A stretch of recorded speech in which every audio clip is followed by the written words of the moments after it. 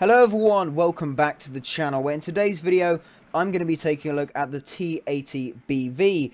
As you may know, in the recent War Thunder update 1.83, the T-80B got the Contact 1 modification, which allowed it to mount the Contact 1 ERA system, as well as a few other small changes which improved its survivability and overall armor protection. Now, in this video, we're just really going to be looking at a game that I did recently in the T-80 with the BV modification installed. It is worth noting, I haven't actually researched the T-80 yet, or even the T-64B. Thankfully, Gaijin gave me the vehicle for a week so that I could do some games in it and give you guys some content related to this vehicle, mostly focusing on the new armor upgrades added in update 1.83.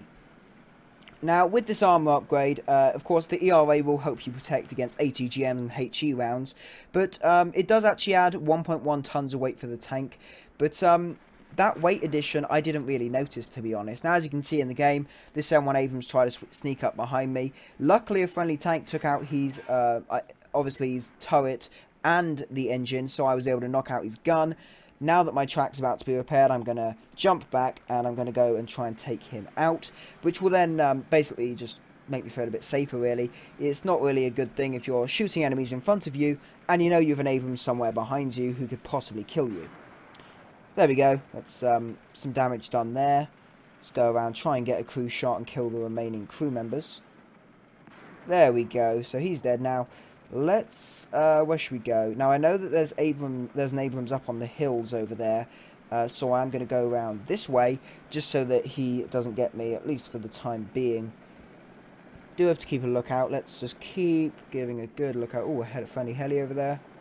Keep a good lookout, good lookout. Oh, what are we, XM1? Yep, XM1. There we go. Okay, nice. XM1's dead.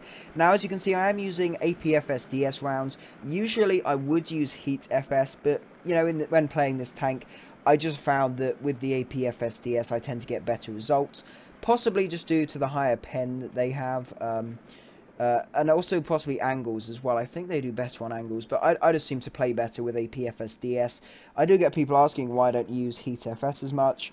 I do use it, just I seem to get better results with APFSDS.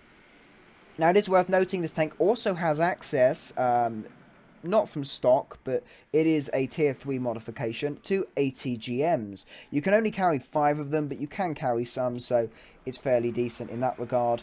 Definitely not too bad there. ATGMs are fairly nice. The tank's top speed of 43 miles an hour, which compared to the T-64 series of MBTs is actually quite a big improvement, so definitely a huge positive there. Those tanks, I've researched one of them. I don't have them, but from what I can tell and what I've been told, they are fairly slow in regards, and in comparison really to other MBTs.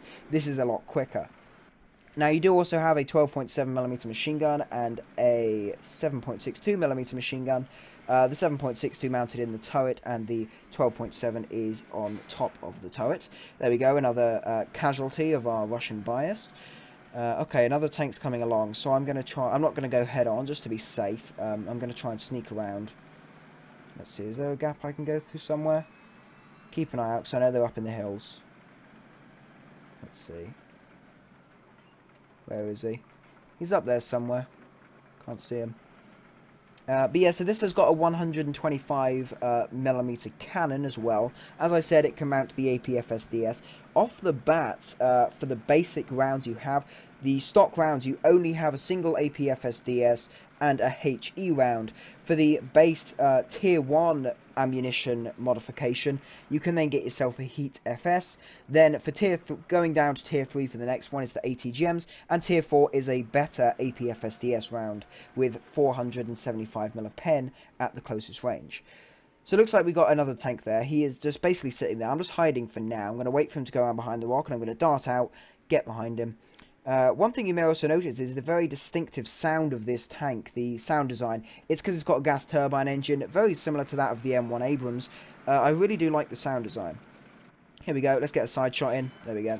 Now, one thing I do notice is with the gas turbine, it sort of has to spool up at the beginning. Oh, enemy tank over there. Let's get a... Okay, he's already dead. But it does have to spool up. When you, sort of if you put cruise control on, you're at standstill, go full cruise control, it'll take a second to actually get moving, and you hear the engine sort of spooling up. It's not really a huge thing, but I really do like that sort of, the sound design at least. Very nice sound design. But yeah. Now, it is also worth noting that this tank can carry 8 smoke grenades. Now, the smoke grenade mod is a tier 2 modification, but then when you get the BV or the Contact 1 modification, it's either... Oh, M1 Abrams. Okay, nice. Engine out. Oh, okay. Let's fire a shot into the front of him, below the turret. There we go. Lovely. Now, as I was saying, you got the smoke grenade mod at tier 2, but then when you go down to tier 4 for the Contact 1 mod, you will basically be replacing the smoke grenades with removing the 8 smoke grenades from the smoke grenade mod and putting on a new set of 8 smoke grenades from the Contact 1 mod. So at least it would appear that not only does this modification add armor increases, but it also adds at least a new set of smoke grenades, possibly in a different place. I'm not sure where the original positions of the smoke grenades are, because when Gaijin gave me this tank, they gave it to me fully spaded, so for one thing, no parts and FPE grind, but that does mean I didn't actually get to see what the tank was like stock, so I will possibly make a video on that with a fully stock tank with only parts and FPE, maybe some shell improvements as well. But as you can see there, the positioning of the ERA is over the front of the turret, a bit on the top of the turret, and mostly on the upper frontal plate. For the lower frontal plate, I don't believe there's ERA. I believe it's just that sort of rubber skirt that I presume would prevent ATGMs, HE rounds, those sort of things from getting underneath and exploding below the tank, which can be a huge weak point for MBTs, as obviously the designers aren't expecting you to be taking a shot from underneath the tank. But yeah, so I think I've noted most of the things there that are to note. Another thing is that it has got... Oh, there we go. Another Japanese tank. Took him out fairly effectively. Another thing to note is that another mod you can get, which I believe is also a tier 4 modification, like the Contact 1 mod, is the exhaust smoke system mod, which of which you can use that 3 times. It's just basically the exhaust produces white smoke. That's another way of releasing smoke when you're on the move, really. Kind of like how boats do it. This can also get an artillery strike. That's another big positive of the vehicle. Artillery strikes can be useful. Not so much at top tier, but they can be of use to, for example, if the enemy are capping a base, drop artillery on it. If you get hits or something, you know there's an enemy there. Not really the best way to use it, but you can't use it so much at top tier. You can also get FPE, of course. You have 2 sets of fire prevention equipment, and of course there is also that fairly new reload time on the FPE, where once you've used it, it takes a few seconds for it to reload before you can use it again. Okay, so going back to the A point, looks like it has been capped by the enemy team. I believe the enemy that was there was recently killed, so I'm going to just go into the base. Yeah, it looks like we're capping, so they're obviously not in the base. Now, I'm going to aim my frontal armor towards the enemy. Now, one big thing to take a note of is enemy tanks with APFSDS shells, even if they hit your side armor at a very high angle, the likelihood is they are going to pen your vehicle. That's what I found quite early on when facing XM1s, those sort of things. So look out for, especially American tanks.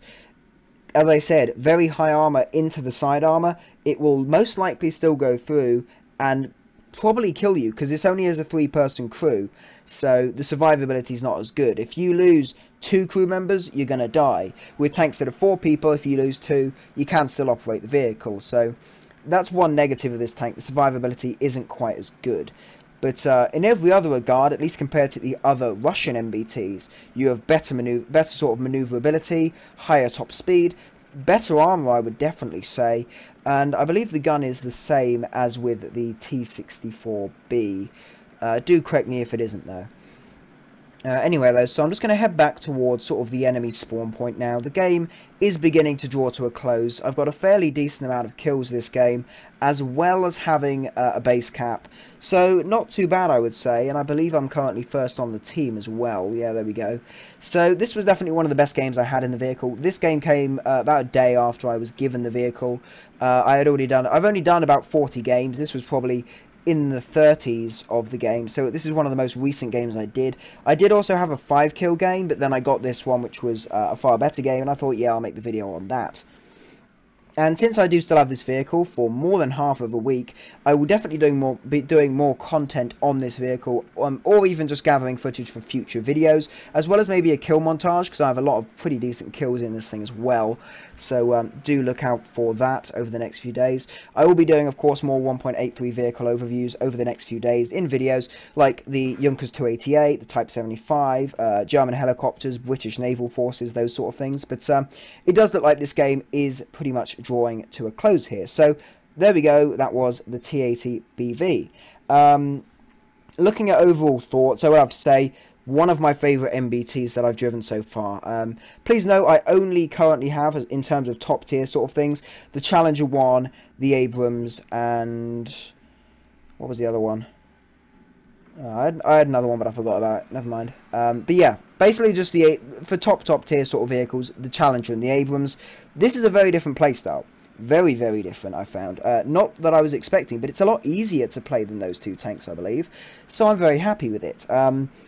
I would say it's in my top 10 favourite vehicles in War Thunder, at least from the games I've had so far. And it's definitely something I hope to properly research and add to my actual collection fairly soon. I've researched the T-64A, currently grinding the B, so this is something I'm going to hopefully have my hands on fairly soon. Anyway though, thanks a lot for watching the video. If you did enjoy, please consider leaving a like, maybe even subscribe to the channel. If you do, that would be very much appreciated. Thanks again for watching the video, and I will see you in the next one.